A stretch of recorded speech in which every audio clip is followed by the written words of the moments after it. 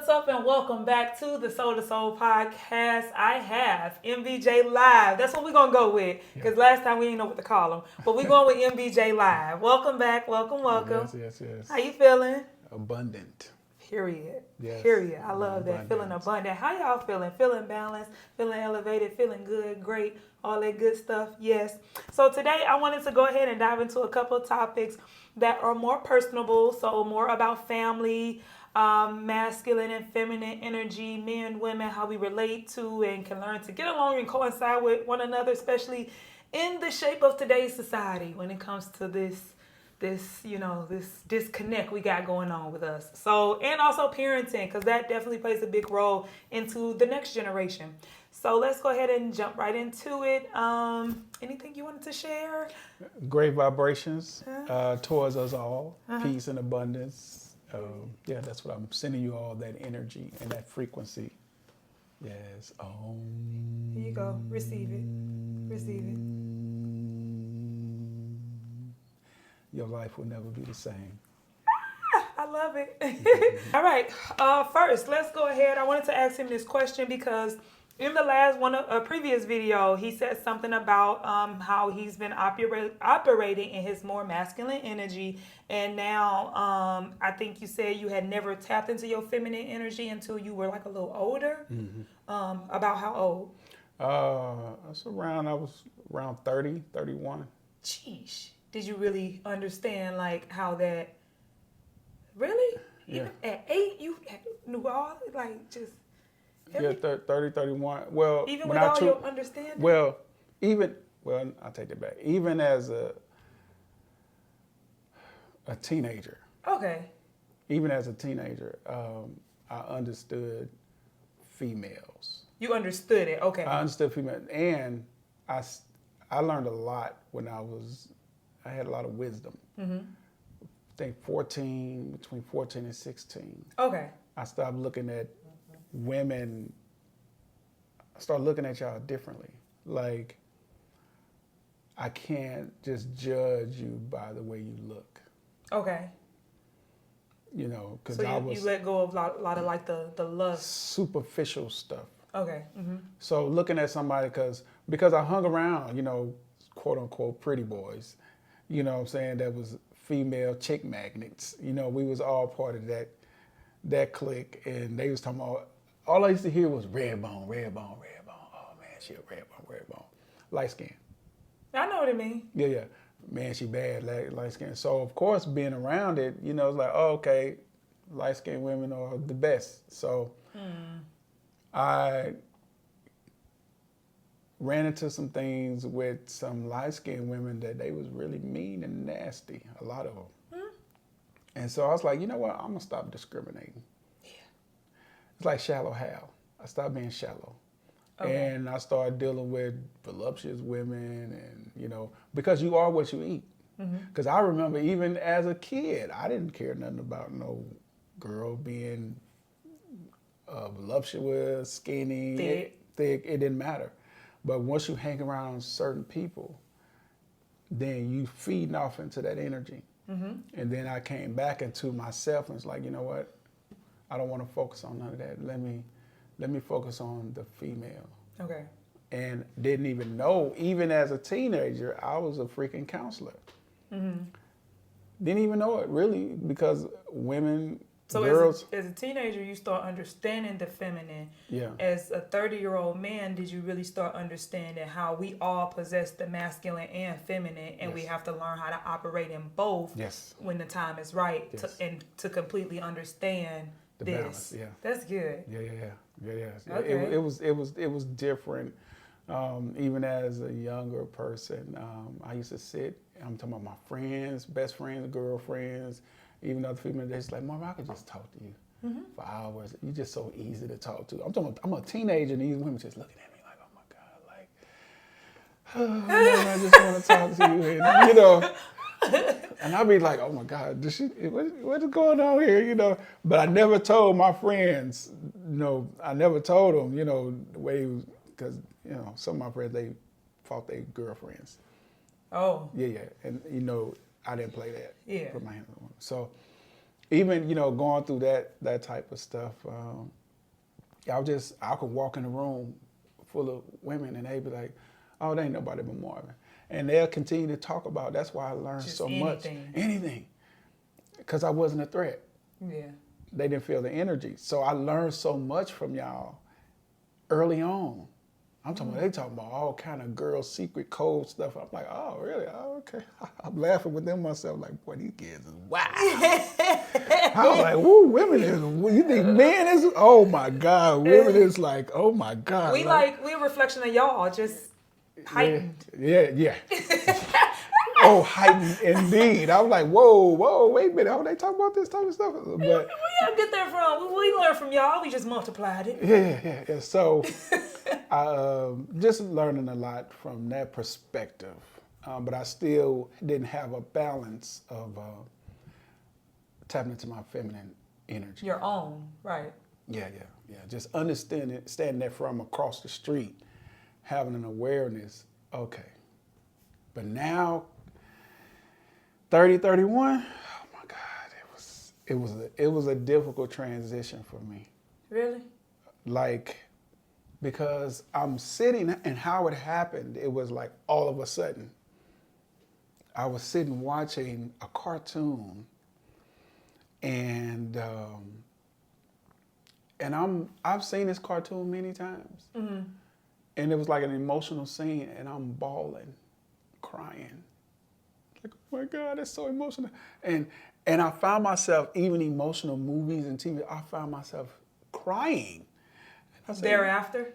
Like during everything, like want to ball up with something, like what is wrong with me? Like what is going on with me? Oh, you talking from that moment forward? Like, with different stuff for a year. I was like, what is wrong with me? Why am I crying over this stuff? Become emotional, extra As a sensitive. 30-year-old man. Yes. I'm like, what is wrong with me? Oh my God. Like, and a year plus later, I realized, oh man, you're really becoming a man. A balanced man. Mm-hmm. That's powerful to know both. Yeah. And I was like, oh my God. So I started looking at y'all totally different. So it's not like, okay, first it was like, oh man, she tripping. Oh shoot. You ready to go hide somewhere? Oh, now it's like, okay, let me see what's going on. I hear what you're saying, all this and that. Oh my God, I broke my leg, I did this. Okay, what's really going on? And having that patience and being able to understand. Wait, how old are you? 50. Okay, and so that means this was right around the time you got into your work of neuromuscular and mind body, and right after that? I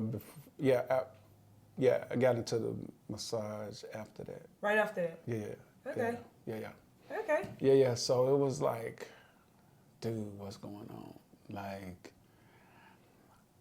but I embrace it, and now I just look at y'all. I look at y'all differently. Okay. And from knowing both sides. Mm-hmm.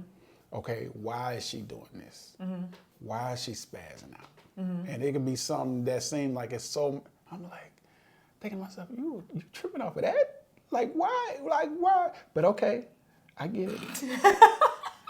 I get it, but I don't get it. Because I've understood the way the woman is wired. Sometimes she don't even understand. No. Because it's so complex. And if you try to figure a woman out, when she can't even figure herself out at times, it's like, you know what, bro, good luck with that. So I just go with the flow with it. Like, no, I'm not trying to control you. Just go ahead and do it. Just go ahead. I'll be here, shoulder, crown, sit on my lap, whatever you need to do. Yep, I'm going to comfort that moment. That personality, that woman, that girl, whoever she is at that moment, let me just go ahead and comfort her at that moment. And that's all I'm worried about is that right there, you know. So learning and understanding, it keeps down arguments, fights, confusions. It just keeps down a lot of ruckus when you say, okay. Then it's like, man, you just so easy. Like, you're not going to argue with me? Why would I do that? I get it. Let's have a conversation. And it may not seem like I'll be listening, but I regurgitate everything that woman will say. She's like, oh, man, I didn't think he was listening to me. Yeah, we're having a conversation. So I'm gonna listen to you what you're saying. It's like, that's different. Yeah, so now we have a dialogue, and guess what we probably won't even talk about? It's sex. Yeah. We could talk about everything else. It's a conversation. Because we don't have to talk about that, but sometimes it comes up, just having conversation, but it's not the main focus.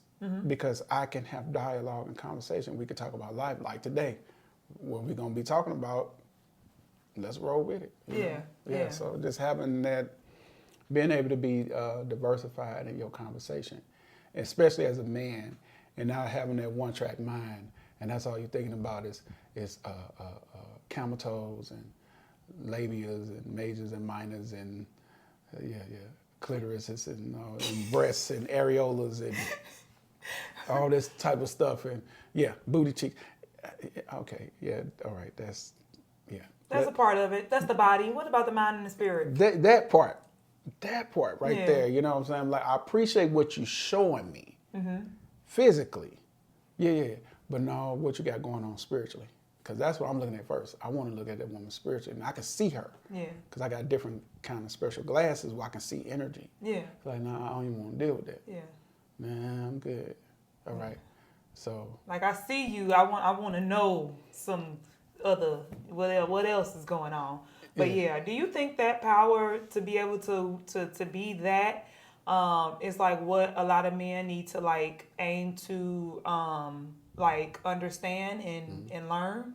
Oh, absolutely. Do you think that it's there and it's just like, where do you think a lot of disconnect from? Because you tell a lot of men out here nowadays, oh, you need to learn how to operate in your masculine and your feminine. What? Like, oh, I ain't no, like, what? Like, they don't understand, I think, or tie like feminine traits and characteristics to being soft, to being a woman, to being weak. Like, the term feminine has become like so like, it's this picture of a weak woman, a woman that's like, or even a weak man, or crying, or, you know, like you said, crying, but it's like strength in that. It's like not necessarily a weakness, it's a balance of who we are. It's therapy. It's therapeutic. What? It's crying. Oh, yeah. But we've been programmed as men, you better not cry. A man, a boy ain't supposed to cry. Man up, get punched in the chest, you better not cry. So even as a child, we've been conditioned. Bottling all of that up. Yeah, just holding it all in versus letting it go, you know, versus a man hugging or holding us with no ulterior motive but to just show us the love. You know what I'm saying? And not being in a position, not receiving that. As a young man, or even receiving that from a woman, it can affect everyday life. It can affect our relationship with women. It can affect our relationship with children as well. You know what I'm saying? And so it's like, how can I give you something that I don't have? Yep. But from experience, I know that that life can teach you, or through the spirit, this information can come to you. Even without experiencing it or receiving it? Even now, without receiving it from somebody. Okay. Like a lot of information that I know, I haven't read it in a book. It's like spiritual downloads. I've learned all this stuff. Pretty much 90-some% I know is through the spirit.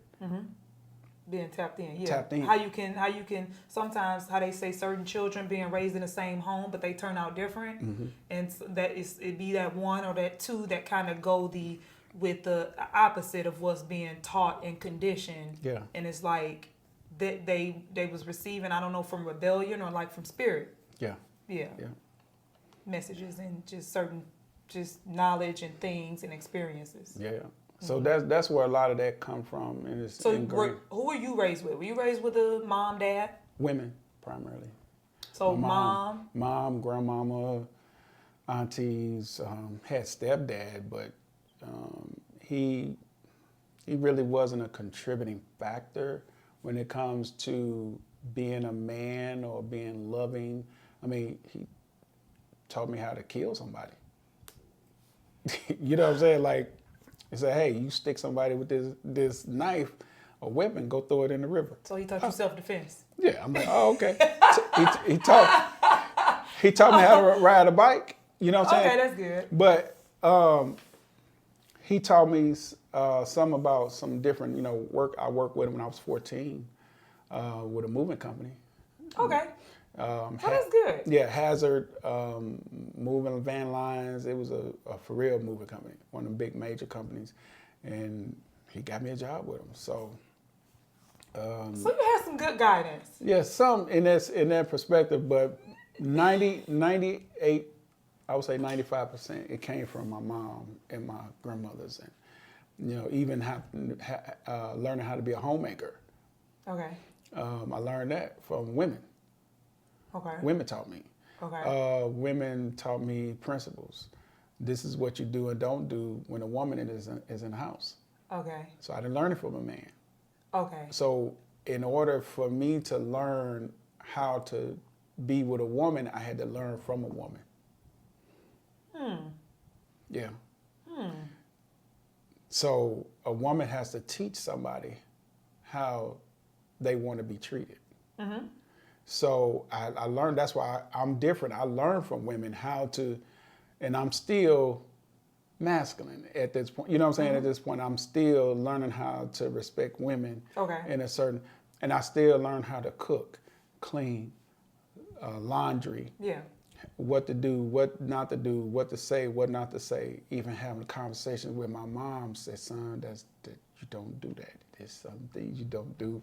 You don't allow this and this and that when a woman is in the house. Make sure you let the toilet seat down when a woman is in the house. And still to this day, even when I was staying by myself, I still would let the toilet seat down. Yeah. Being by myself, so it's ingrained. Okay, yeah. But, how long was your stepdad around? Because I was about to say, that's still at least some type of masculine aspect and presence that a lot of our young boys don't really honestly get. Yeah, he came in the picture, I was around 5. 5. He taught me how to ride a bike. And he was 5. gone? I would say, because there was domestic violence. He used to fight my mom. Yeah, so that part. You know what I'm saying? And I used to hear this type of stuff, screams and glass breaking and bam. I used to hear this stuff as the eldest dad. Okay. His dad, my other brother dad, and my sister. Mm-hmm. This was their dad. Okay. And so even my mom was pregnant with my sibling under me. Okay. And he pushed her over the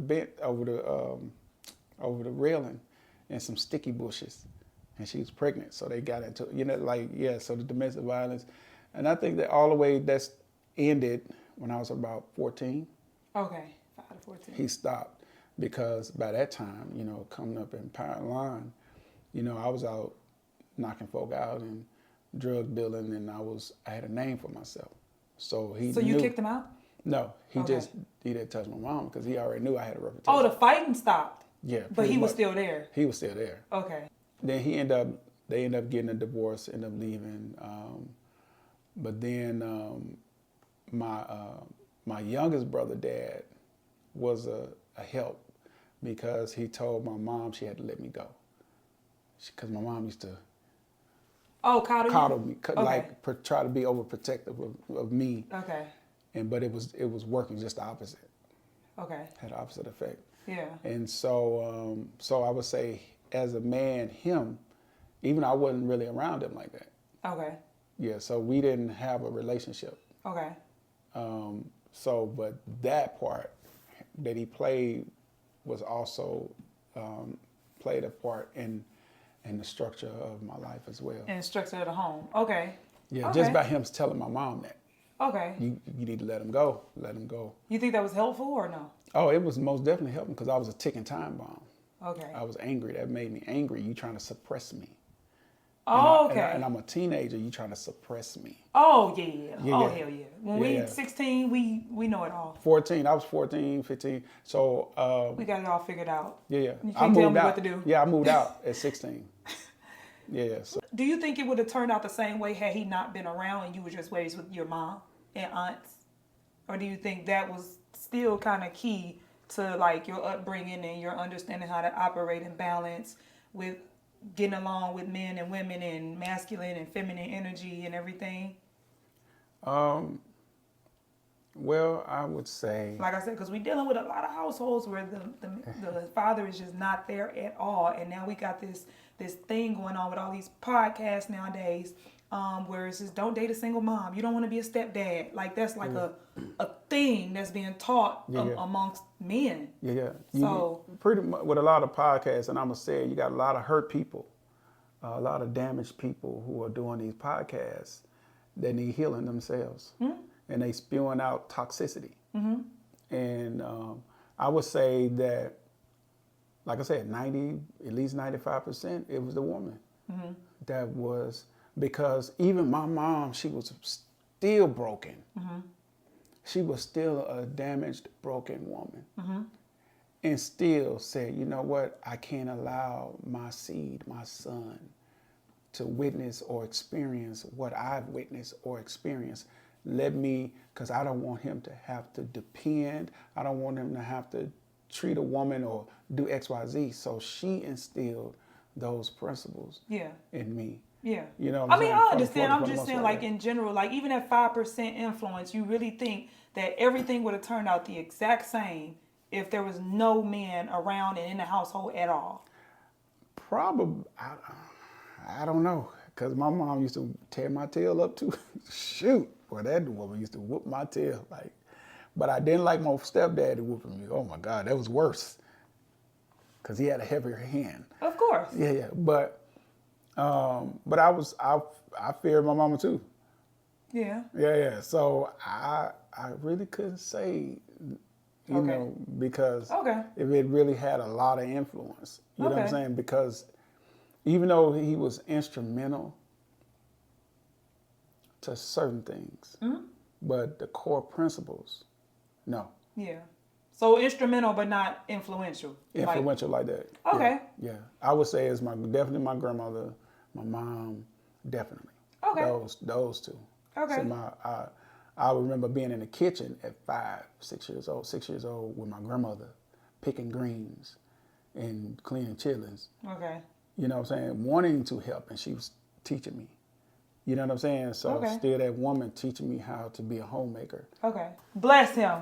We know that that ain't how it is. And I know. And it's like I can't relate to a majority of the typical man. Oh yeah, I know you can't. Yeah. I'm just trying to share your experience to help them understand it's a balance. Like it's okay to operate in your feminine energy and understand that versus being brought up, like you said, like, oh, you don't cry and you don't do this, and you like, who told you that? That's a human thing. That's not just a woman thing. That's not a feminine thing.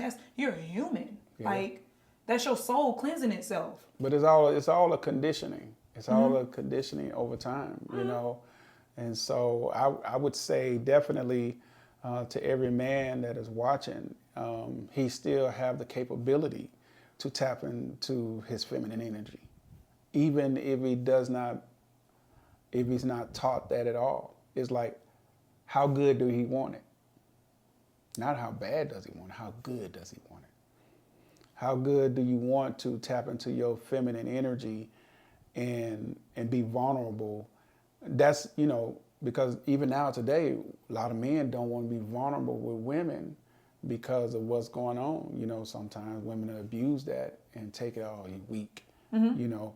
But for the most part, if you do have that good, solid woman in your corner and being vulnerable and crying in front of her and laying your head on her lap, you're still being vulnerable. You know what I'm saying? But you're still a man and you still have masculine energy. Yeah.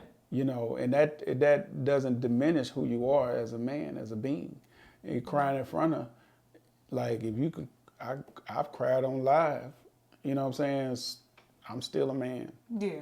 You know, and I still love women. I don't say it don't make you a man. I would say that's like a different. Yeah, like a different level of trust and like a different level of openness and. Yep. Because you're more balanced, you're more comfortable with yourself. When you become more comfortable with yourself and say, you can get on the internet and just cry. Just cry. And cry in front of a women, Okay. and cry and feel good about it, and don't feel like, oh my God, I can't believe I'm crying in front of these women. I don't care. Like, hey, I know who I am. Mm-hmm. At the end of the day, when you have that balance, and that's what it is, it's like most men are not balanced.